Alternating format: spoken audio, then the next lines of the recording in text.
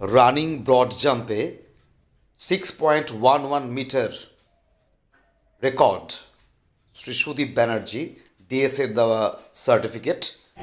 East বেঙ্গলকে represent করেছিলে তুমি? হ্যাঁ, রবীন্দ্র সরোবরে। রবীন্দ্র সরোবরে, হ্যাঁ, এটা এই আরেকটা প্রাইজ আমার ওখানকার। এই যে আমাকে যখন আমি কুয়ালালামপুরে গোল্ড পাই, তখন এই যে আমাকে এই যে ন্যাশনাল ফ্ল্যাগ দিয়েছিল পিছনে। আচ্ছা,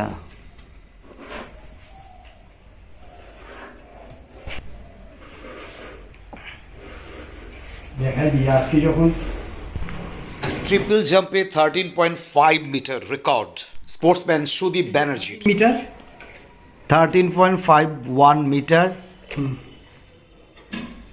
ট্রিপল জাম্প। এই যে 13 মিটার সুদীপ ব্যানার্জি। হ্যাঁ, আচ্ছা, এই যে 13 মিটার 13 মিটার, হ্যাঁ দেখলাম। এটাকে এই যে 13 মিটার, 13 মিটার। হ্যাঁ হ্যাঁ, আর এই যে 51। 51, হ্যাঁ, হ্যাঁ। এবার আমি দেখাচ্ছি ফুটে কত। ফুটে কত হয় বলছি না, 44 ফিট 6 ইঞ্চি, 44.5 ফিট, 44.5 ফিট, 45 ফিটের কাছাকাছি ট্রিপল জাম্প করছি। ফ্যান্টাস্টিক।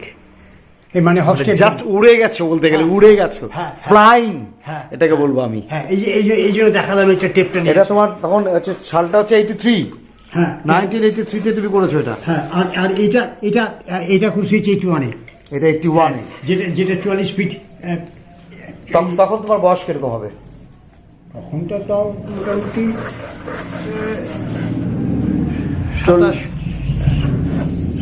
30-এর কম একটু। হ্যাঁ, 30-এ কম। দুটো বিরাট শোকেস আলমারি ভর্তি প্রাইজ, এবং এই প্রাইজগুলোর প্রত্যেকটির নিচে লেখা আছে যে কোন কোন ইভেন্টে প্রথম বা দ্বিতীয় বা তৃতীয় হয়েছেন স্পোর্টসম্যান সুদীপ ব্যানার্জি, জলপাইগুড়ির গর্ব, সোনাউল্লাহ স্কুলের প্রাক্তনী সুদীপ ব্যানার্জি। গোটা আলমারি জুড়ে শুধু পুরস্কার আর পুরস্কার, দুটো বিরাট মাপের আলমারি, পেছনের কাপগুলো দেখা ভর্তি যাচ্ছে না। পুরস্কার। না, মানে না দেখলে বোঝা যাবে না যে কত পুরস্কার একটা জীবনে এই মানুষটি অর্জন করতে পেরেছেন। সব গুনলে পরে নিজের 100টার বেশি হবে। পরিশ্রম, অধ্যাবসায়, ট্যালেন্ট, স্পোর্টসম্যানশিপ এবং লড়াইয়ের দ্বারা। তোমার রাখার জায়গা ভরে গেছে পুরো। মেডেল রাখি না এখানটা। মেডেলগুলো রাখো নাই? না, মেডেল ওই কিছু যেখানে পাই, যেখানে পাচ্ছি ওই নিয়ে আসে। একটু দেখার নাই তো, যা পাই ওই সঙ্গে ওই এই যে এই প্রাইসটা ভালো ছিল, এখানে রাখার জায়গা নাই বলে এই প্রাইসটা খুব ভালো ছিল। হ্যাঁ, এটা রাখার জায়গা নেই, থাক, পরে দেখা যাবে। হ্যাঁ, তখন। এবং এই পুরস্কারগুলি মশাই বাজার থেকে কিন্তু কিনতে পাওয়া যায় না। এই পুরস্কারগুলির মধ্যে লেখা আছে গর্ব, পুরস্কারগুলির মধ্যে লেখা আছে তাদের অধ্যাবসায়। এই দেখুন, মেডেল রাখার জায়গা নেই, তাই একটা ড্রয়ারের ভেতরে গুচ্ছাকারে মেডেল রেখে দিয়েছে সুদীপবাবু। জলপাইগুড়িবাসী চিনতে পেরেছেন এই মানুষটিকে, সুদীপ ব্যানার্জি, মহুরিপাড়ার বাসিন্দা। আরো প্রাইজ আছে? ওই ঘরের ভিতরে ঘর রাখছি কিছু প্রাইস। হ্যাঁ, এটা কিসের?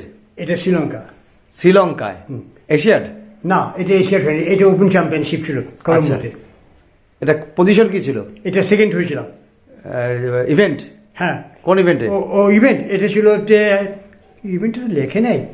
এই ট্রিপল জাম্প হবে, মানে হপস্টেপ জাম্প হবে, আর হার্ডলস দুটাই পেয়েছিলাম।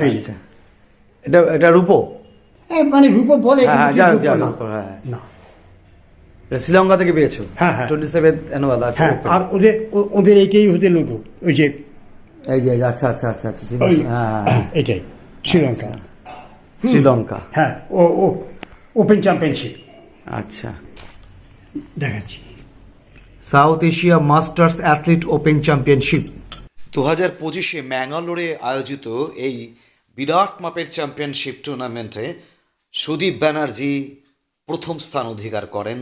বিভিন্ন ইভেন্টে অংশগ্রহণ নেন, কোনোটাতে প্রথম, কোনোটাতে দ্বিতীয়, এরকম স্থান লাভ করেন, এবং তার সঙ্গে বিভিন্ন মেডেলের পাশাপাশি বিভিন্ন ট্যাগ তিনি অর্জন করেন। জলপাইগুড়ির দৌড়বাজ এই মানুষটি বিভিন্ন ইভেন্টে চ্যাম্পিয়ন, মানে ভাবাই যায় না যে এই বয়সের লোকটা লড়ে যাচ্ছে। যে বয়সে সবাই মাঠ ছেড়ে গৃহমুখী, বিভিন্ন রোগ শোকে ভুগে ডাক্তারের কাছে বা বিভিন্ন ধর্মস্থানে গিয়ে পুণ্য অর্জনের জন্য সামান্য চেষ্টা করছে, সেখানে সুদীপ ব্যানার্জি জলপাইগুড়ির মানুষ, জলপাইগুড়ির গর্ব, উত্তরবঙ্গের গর্ব, ভারতবর্ষের গর্ব, সে কিন্তু মাঠে ঘাম ঝরাচ্ছেন। এই সেই সুদীপ ব্যানার্জি। দেখুন এখনো তার এই রিজু চেহারা, লম্বাটে চেহারার মধ্যে কত কত পরিতৃপ্ততা। Champion of the champions, hats off to Sudip Banerjee. Jalpaiguri গর্ব করুক এই মানুষটাকে নিয়ে। মাঠ কাকে বলে এই ভদ্রলোক জানেন, চেনেন।